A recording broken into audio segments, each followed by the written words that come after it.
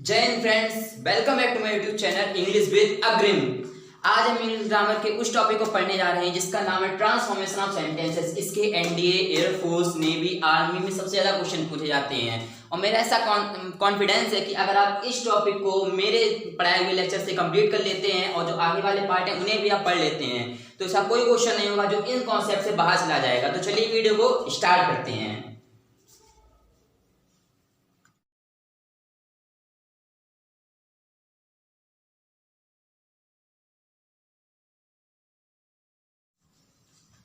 हाँ तो friends, transformation of sentences के अंदर टोटल 18 टॉपिक्स आते हैं, जिनमें से दो टॉपिक को आज हम इस लेक्चर में कवर करेंगे। पहला टॉपिक है use adverb too, second topic है रिमूव एडवर्ब टू।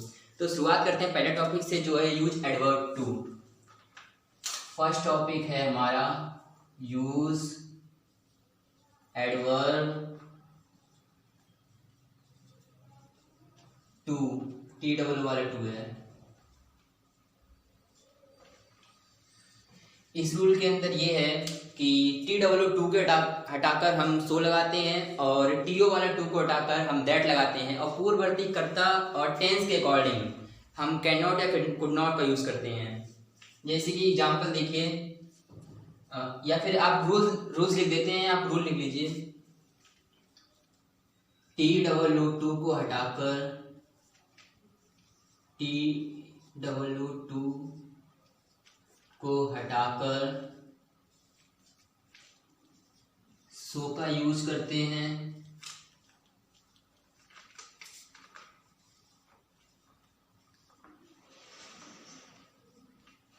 और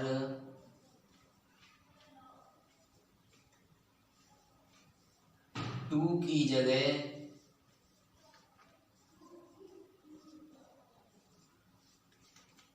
दैट लगाकर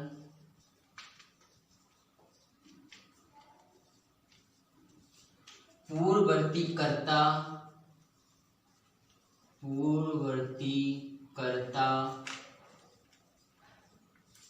तथा टेंस के अकॉर्डिंग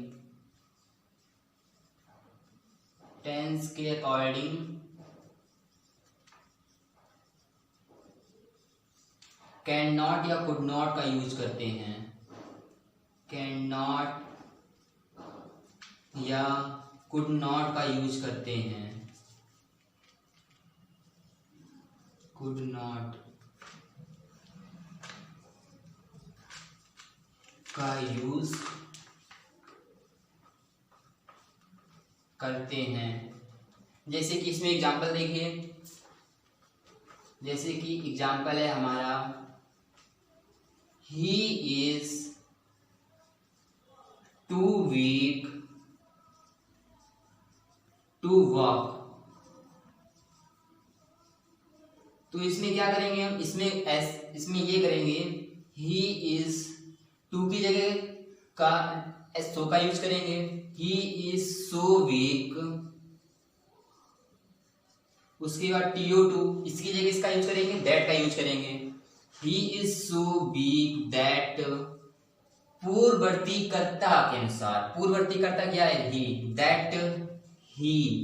अब क्या है, ही सिंगुलर है इसलिए सिंगुलर है और ये प्रेजेंट टेंस में है इसलिए इसमें कैन नॉट का यूज करेंगे। सिंगुलर हो या प्लूरल हो, कैन नॉट ही यूज होता है वैसे। He can not walk, he is so weak that he can not walk. ये हमारा फर्स्ट रूल का एग्जांपल है, इसे आप नोट कर लीजिए, फिर दूसरा रूल आपको बताते हैं।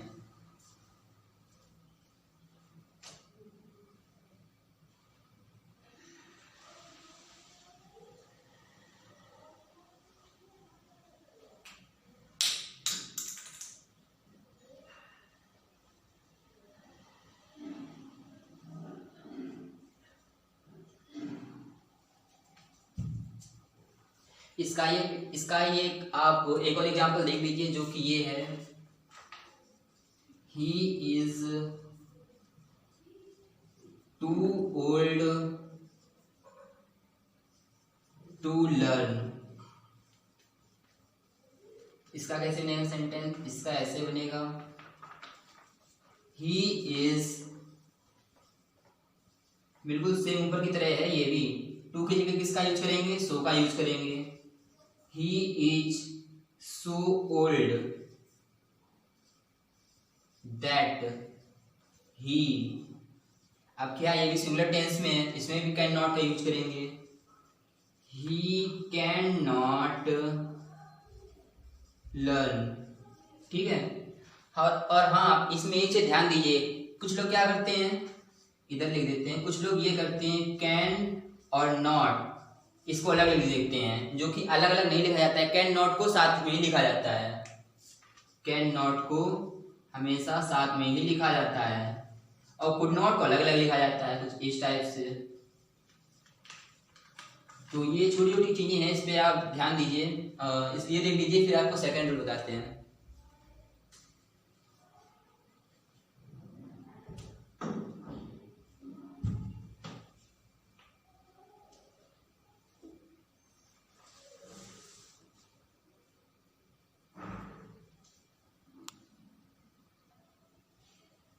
तो आपने लिख लिया होगा, अब आपको दूसरा रूल बताते हैं इसी का, यूज एडवर्ब टू का।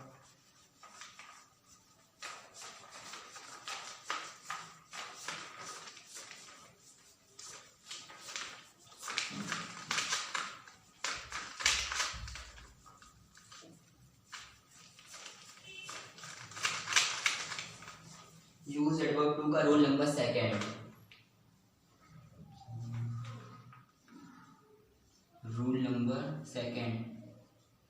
रूल नंबर सेकेंड ये है कि यदि इंफिनिटिव का संबंध पूर्ववर्ती कर्ता से नहीं होता है तो फिर दैट के बाद वन या फिर नो वन सब्जेक्ट के रूप में यूज होता है।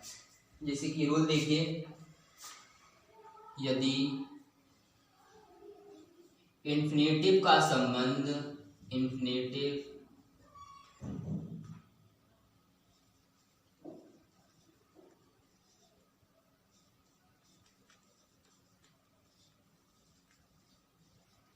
यदि इंफिनिटिव का संबंध पूर्ववर्ती कर्ता से ना हो, पूर्ववर्ती कर्ता से ना हो, तो दैट के बाद वन या नो वन सब्जेक्ट के रूप में यूज होता है, सब्जेक्ट के रूप में यूज होता है।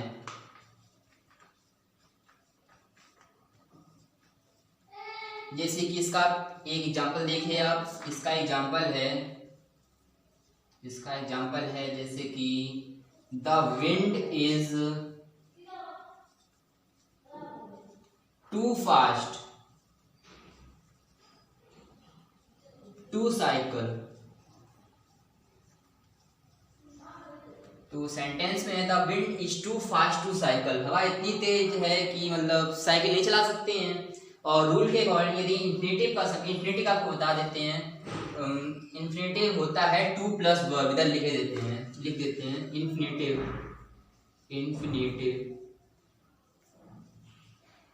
इंफिनिटिव होता है टू प्लस वर्ब, ओके। तो फिर यहाँ पर ये जो इंफिनिटिव का संबंध है पूर्ववर्ती कर्ता से नहीं है, क्योंकि साइकिल विंड थोड़ी ना चलाएगी, कोई पर्सन ही तो चलाएगा, इसलिए क्या करेंगे, दैट के बाद वन या नो वन सब्जेक्ट के रूप में यूज करेंगे। जैसे कि इसका ये ऐसे बनाएंगे, द विंड इज टू की जगह इसका यूज करेंगे, सो का यूज करेंगे पहले वाले रूल के according. The wind is so fast that one can't cycle. Can't लिए आप कैन नॉट का यूज कर सकते हैं, की बात है। इसको लिखिए, फिर आपको इसका थर्ड रूल बताते हैं।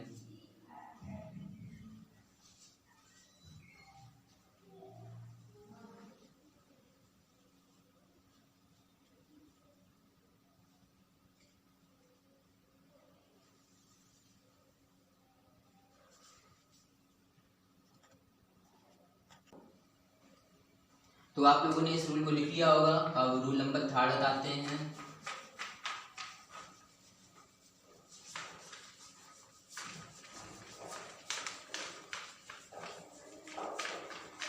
यूज एडवर्ब टू का रूल नंबर 3 ये है कि यदि इंफिनिटिव से पहले प्रीपोजिशन फॉर लगाकर कोई ऑब्जेक्ट दिया गया तो उसी ऑब्जेक्ट को हम लोग सब्जेक्ट के रूप में यूज करते हैं। यही रूल नंबर 3 है हमारा। रूल नंबर 3 ये है कि यदि इंफिनिटिव से पहले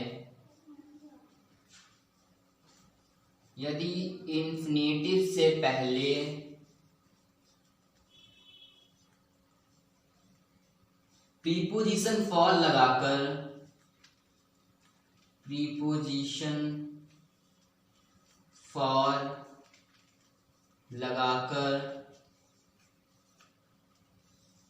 कोई ऑब्जेक्ट दिया गया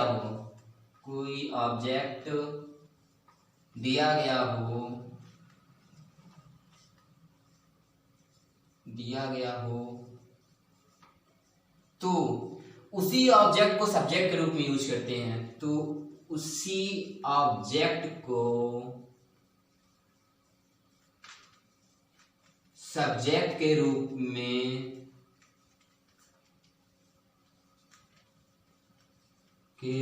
में यूज करते हैं।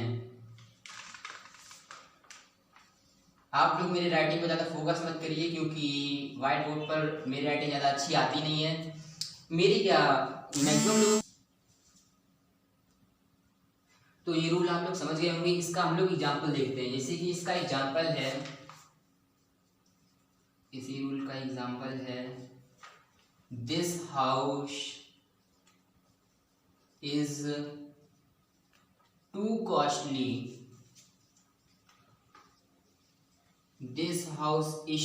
Costly for me to purchase.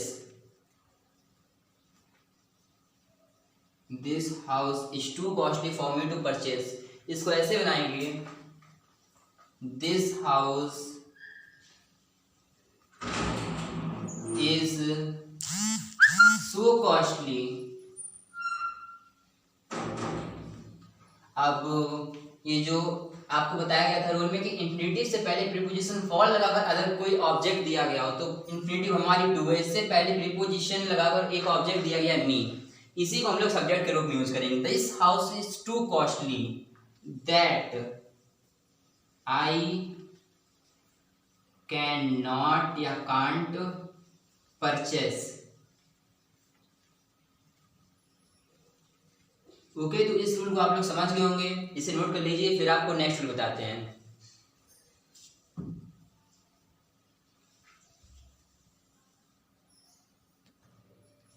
तो ये रूल आपने लिख लिया होगा। अब आपको नेक्स्ट रूल बताते हैं इसी यूज एडवर्ब टू का। नेक्स्ट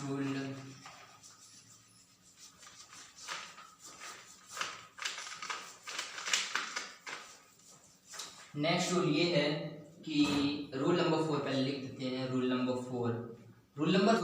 4 हमारा ये है कि यदि इंफिनिटिव से पहले पैसिव वॉइस यूज किया गया हो तो पूर्ववर्ती सब्जेक्ट के अकॉर्डिंग ही सब्जेक्ट यूज करते हैं। जैसे कि रूल देखिए,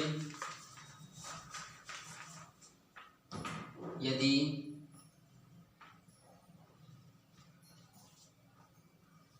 इंफिनिटिव से पहले, इंफिनिटिव आपको पता ही है 2 प्लस वर्ब, यदि इंफिनिटिव से पहले पैसिव वॉइस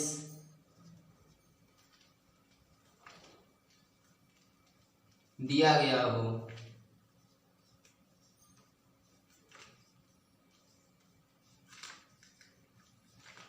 तो पूर्ववर्ती सब्जेक्ट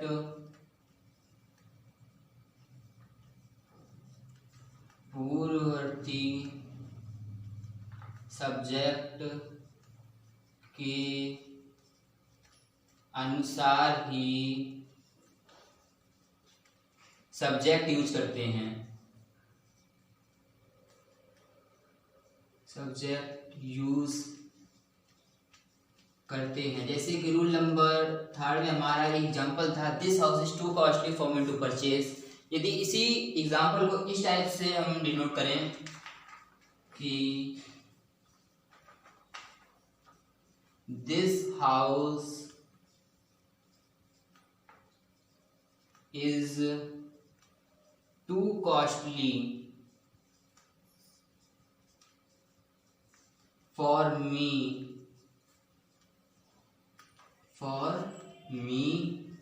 to purchased। तो इसमें क्या करेंगे, जैसे कि हमारा रूल 4 है, यदि इंफिनिटिव से पहले पैसिव वॉइस दिया गया हो तो पूर्ववर्ती सब्जेक्ट के अकॉर्डिंग हम लोग सब्जेक्ट यूज करते हैं। तो इसमें क्या है, एग्जांपल में इसे ऐसे बनाएंगे, this house is so costly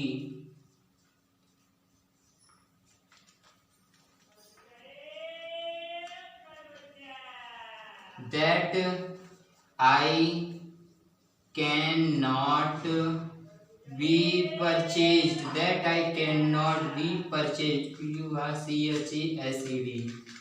इसमें क्या किया गया है कि पहले वाला हमारा जो सेंटेंस था वो हमारा एक्टिव वॉइस में था, इसलिए हमने इसमें कैन नॉट के बाद या कुड नॉट के बाद बी का यूज नहीं किया था। इसमें क्या है, इसमें हमारा सेंटेंस पैसिव वॉइस में है, इसलिए हम कैन नॉट के बाद बी का यूज किया गया है। ओके, ये रूल समझ गए होंगे, इसे लिख लीजिए, फिर आपको उसका रूल नंबर फिर बताते हैं।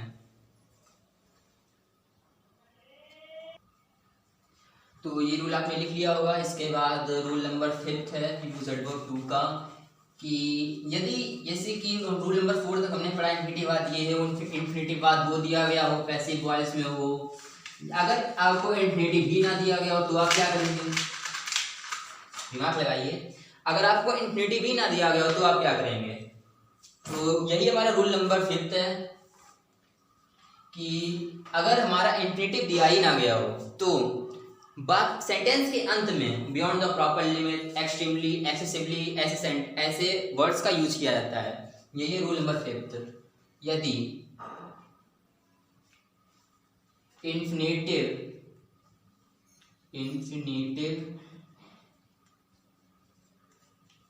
ना दिया गया हो, यदि इन्फिनिटिव ना दिया गया हो तो वाक्य के अंत में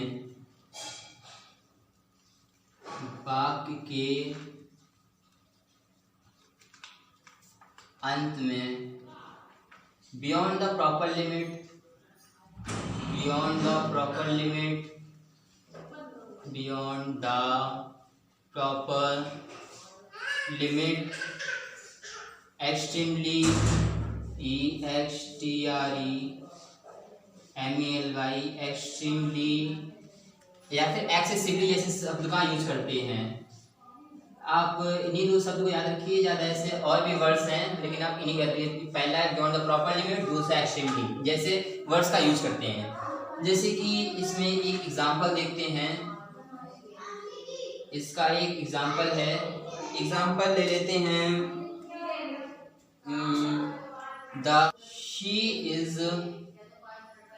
she is too proud, PROUD, she is too proud of her beauty, इसको ऐसे बनाएंगे। इसमें जैसे कि आपको पता है कि इन्फिनिटिव हमें नहीं दिया गया है, तो इसमें ऐसे बनाएंगे, she is so proud of her beauty beyond the proper